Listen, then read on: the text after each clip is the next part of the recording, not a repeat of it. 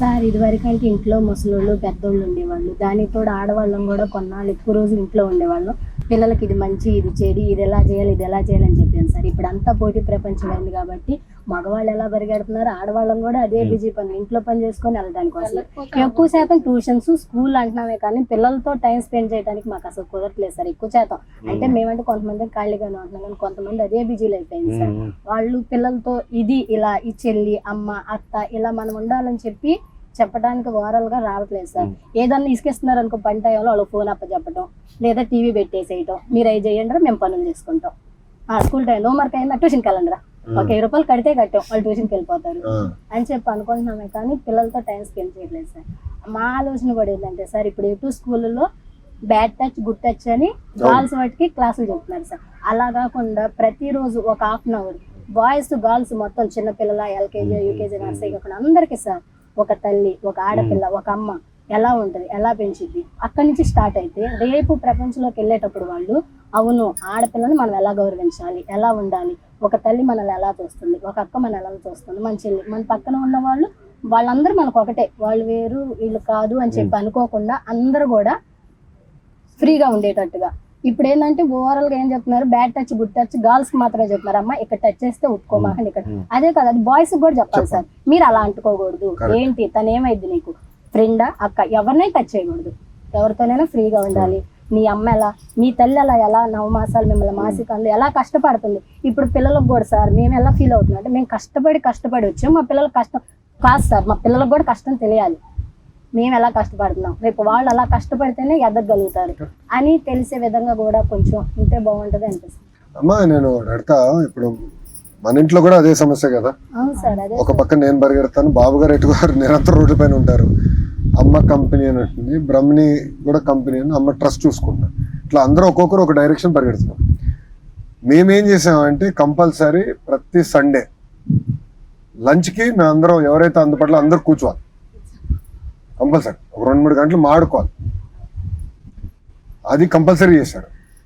And మా అమ్మ ఒక రాత్రి దేవాంశతో భోజనం చేయాల్సిందే మేము అందరం అనుకున్నాం. ఎందుకంటే అవ్వ తాత దగ్గర నుంచి చాలా నేర్చుకుంటారు పిల్లలు. నేను చూసా కదా, మా వాడు చాలా నేర్చుకుంటాడు, నేను గమనిస్తున్నాను. అది చాలా అవసరం. ఎందుకంటే ఇప్పుడు ఏమైందంటే కుటుంబాలు కూడా చిన్నగా అయిపోతుంది. మాది మేము ఇంకా ఉమ్మడి కుటుంబం, అంటే అందరం కలిసి ఒకే ఇంట్లో ఉండే కుటుంబం. బట్ చూస్తున్నా కదా మిగతా దగ్గర చూస్తే చిన్న చిన్న కుటుంబాలు అవుతున్నాయి. దాంతో ఏంటంటే పెద్దవాళ్ళు వాళ్ళు పడిన కష్టాలు ఈ పిల్లలకు తెలియదు, మనకి విలువలు ఏంటి, మనం నేర్చుకుంది ఏంటి వాళ్ళకి చెప్పుకోలేకపోతున్నాం. అది కనపడుతుంది, అది చెప్పాలి, అది బాధ్యత ఉంది. బట్ మీరు అన్నట్టు అనుకున్నంత తేలిక కాదు, ఎందుకంటే అది టైం పెట్టాలి. ఇప్పుడు నేను కూడా ఉన్నా, ఇప్పుడు సండే ఉంటే మా ఆవిడతో ఉంటా, ఎంతనా చేతి ఇట్లా అంటే ఫోన్ కావాలి, అందుకే ఫోన్ పక్కన పెట్టేస్తాను. ప్రైవేట్ స్కూల్, ప్రైవేట్ కదా సార్, ప్రైవేట్ కాలేజీలో కూడా తనకు అలా వెళ్ళేవాళ్ళం. సండేస్ సెలవులు అడిగితే ఎవరు సార్, మాకు డైలీ వెళ్తేనే. ఏదన్నా 1 డే మాకు సెలవు ఇచ్చారంటే ఇల్లు స్కూల్కి వెళ్ళిపోతారు. మాకు ఆ రోజు ఇంట్లో పని అంతా ఆ రోజు గుర్తొచ్చేది, ఇల్లు చదువుకోవడం, క్లీనింగ్ మొత్తం. అట్లా ఏమైనా పిల్లలతో గడపడం చాలా తగ్గిపోయింది సార్. లేదు మాకు కూడా ఇప్పుడు ఒకళ్ళమని కదా సార్, మేము కూడా కొంచెం టైం జరుగుతా అమ్మ కాసేపు ప్రశాంతంగా మేము ఫోన్ లో పడిపోతున్నాం కానీ పిల్లలతో టైం స్పెండ్ చేయట్లేదు. ఇన్స్టాగ్రామా చెప్పండి, ఇన్స్టాగ్రామా యూట్యూబా? రెండు ఫేస్బుక్ వంటలని యూట్యూబ్ లో చూస్తారా అమ్మా? గూగులా? ఇప్పుడు ఏ వాడుతున్నారా? ఇంకా స్టార్ట్ చేయలేదా? ఎవరన్నా వాడుతున్నారా ఏ ఇక్కడ? పిల్లలు వాడతారా? దేనికి వాడతారు? కార్టూన్స్ కోసం లేదా ఏదన్నా బొమ్మలు క్రియేట్, వీడియోలు వాళ్ళే క్రియేట్ చేస్తారు సార్. ఇన్స్టాగ్రామ్ స్టేటస్ లో పెట్టేది వాళ్ళ పిల్లలు క్రియేట్ చేస్తారు, ఏ వాడుకొని వాళ్ళే చేస్తారు. మన మీద వాళ్ళు స్పీడ్ గా ఉన్నారు సార్. అంటే ఇవ్వట్లేదు సార్ మొబైల్, ఏదన్నా ఒక 1/2 అవర్ ఉంటే అంటే కంపల్సరీ మొబైల్ కొన్ని సందర్భాల్లో తప్పదు, కానీ మన పర్యవేక్షణలో చూడాలి. ఎందుకంటే పిల్లలు ఏం చూస్తున్నారో కూడా చాలా ఇంపార్టెంట్. ఏ వయసుకి చూడాలో అంతే చూడాలి, కానీ చిన్న వయసు అన్నిటికీ ఎక్స్పోజ్ అవుతాం కూడా కరెక్ట్, చాలా చాలా కీలకం.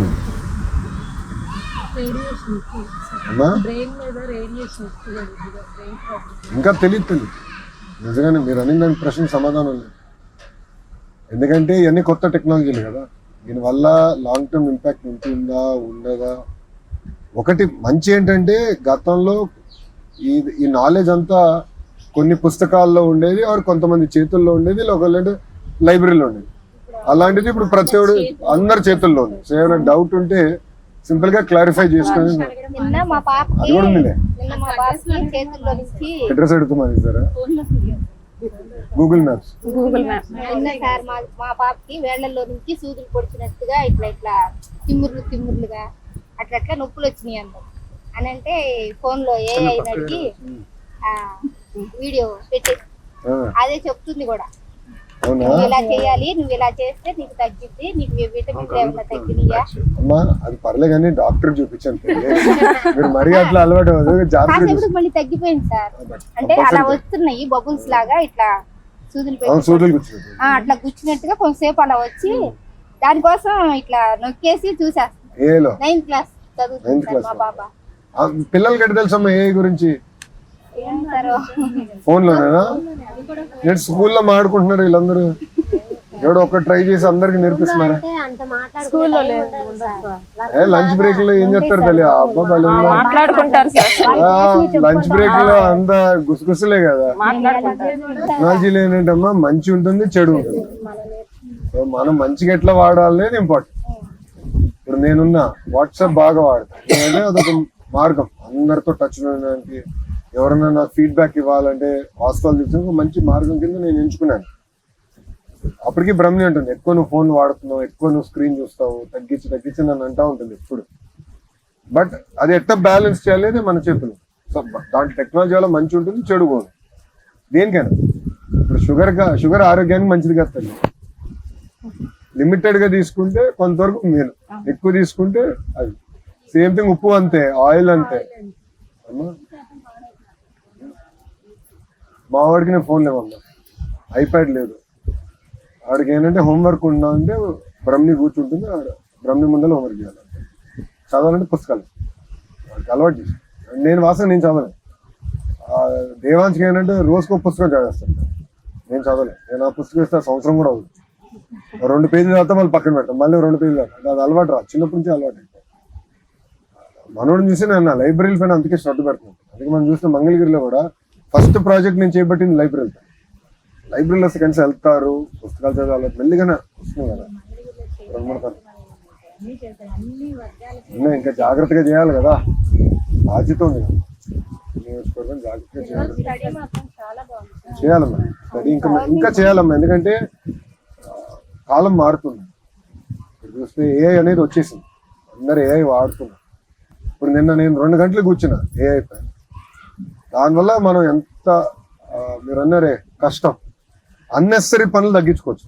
సో బాబు గారు ఏమంటారంటే ప్రతి కుటుంబంలో ప్రతి వ్యక్తి ఏఐని ఎట్లా వాడాలో నేర్చుకోవాలి, తెలుసుకోవాలి. కనీసం వాడినా వాడకపోయినా. ఎందుకంటే మీరు అన్నారు చక్కని పిల్లలకి అది అనిపించింది. రెండోది ఇప్పుడు వ్యవసాయంలో రైతులు నేర్చుకోవచ్చు. ఇప్పుడు మీరు సపోజ్ ఇంట్లో టైలరింగ్ చేస్తున్నారు, ఏ ప్రోడక్ట్, ఏ ధర, ఎక్కడ, ఎలా, అదంతా మీకు ఏలో తెలుసుకోవాలి. సో ఇప్పుడు మీరు ఏమన్నా యాన్ ఇస్తున్నాడు, బట్ట ఇస్తున్నాడు, ఫలాని ధర అంటున్నాడు, బయట ఏ ధరకు ఉంది, ఎక్కడ ఉంది, ఏ మార్కెట్ లో కొనొచ్చు. సో అట్లా నేర్చుకునే దానికి మంచి అవకాశం వస్తుంది. డయాగ్రామ్ వేసిస్తారు మా పాప, బాగా వేసిద్ది. ఏని అడిగిద్ది, నేను ఈ పిక్చర్ వేయాలి, నాకు సింపుల్ వేలో ఏదన్నా చూపించమని అడిగిద్ది. అడిగితే అది సింపుల్ వేలో చూపించారు. సో అట్లా మంచి కూడా, కానీ మీరు అన్నట్టు 2 సైడ్లు ఉంటాయి.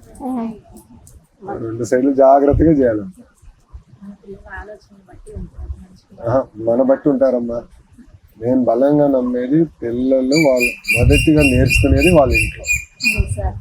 మన ఇంట్లో పరిస్థితి ఎలా ఉంటుందో వాళ్ళు చూసి అది వాళ్ళు నేర్చుకుంటారు. పిల్లలకి మొదటి గురువు తల్లే కదా సార్. అంతే కదమ్మా, తల్లే కదమ్మా. మొదటి గురువు తల్లి దగ్గరే ఏదైనా నేర్చుకుని బయటకు వెళ్ళేది. మా అమ్మ ఇప్పుడు కూడా అంటుంది, నువ్వు ఎంత నీ వయసు ఎంత పెరిగినా, నువ్వు రాజకీయంగా ఎంత ఎదిగినా, నువ్వు నాకు కొడుకువే. సో నేను తిట్టే హక్కు నాకు ఉంటుంది. తల్లి ప్రేమ తల్లి ప్రేమే కదా. ఏదైనా చెడు అయినా మంచి అయినా మన దగ్గరే నేర్చుకుని వెళ్తారు వాళ్ళు.